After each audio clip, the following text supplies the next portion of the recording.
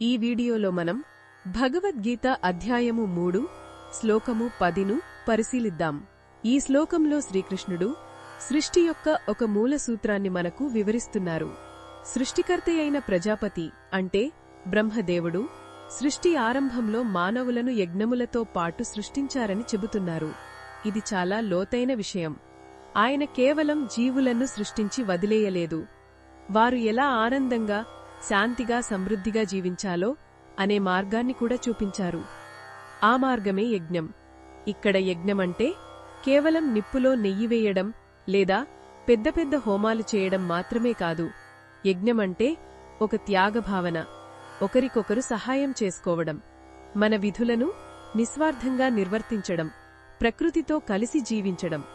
ఇవన్నీ యజ్ఞంలో భాగమే. ప్రజాపతి మనుషులతో అన్నారట, ఈ యజ్ఞమనే కర్మ ద్వారా మీరు అభివృద్ధి చెందండి.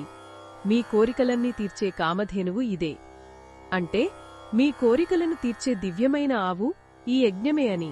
దీని అర్థమేమిటంటే మనం మన విధులను సక్రమంగా త్యాగభావనతో చేసినప్పుడు మన అవసరాలన్నీ వాటంతటా అవే తీరుతాయి.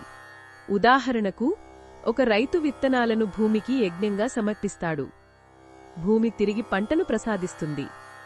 తల్లిదండ్రులు తమ పిల్లల కోసం తమ సమయాన్ని శక్తిని యజ్ఞం చేస్తారు. దానివల్ల కుటుంబం వృద్ధి చెందుతుంది. ఇదే యజ్ఞచక్రం. మనం సమాజానికి మన వంతు సేవ చేస్తే సమాజం మన అవసరాలు తీరుస్తుంది. మనమందరం ఈ విశ్వంలో ఒకరిపై ఒకరం ఆధారపడి ఉన్నాం.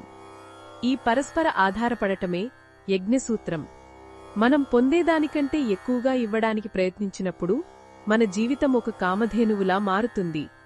ఏ లోటూ లేకుండా అన్ని కోరికలు నెరవేరుతాయి. అదే ఈ శ్లోకం మనకు ఇచ్చే అద్భుతమైన సందేశం.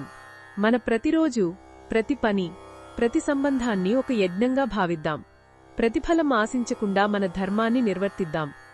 అప్పుడు మన జీవితంలో శాంతి, ఆనందం, సమృద్ధి వాటంతటా అవే ప్రవహిస్తాయి. మనమే మన కామధేనువును సృష్టించుకోగలుగుతాం. ఇది ఈ శ్లోకంలోని భావాన్ని వివరించడమే.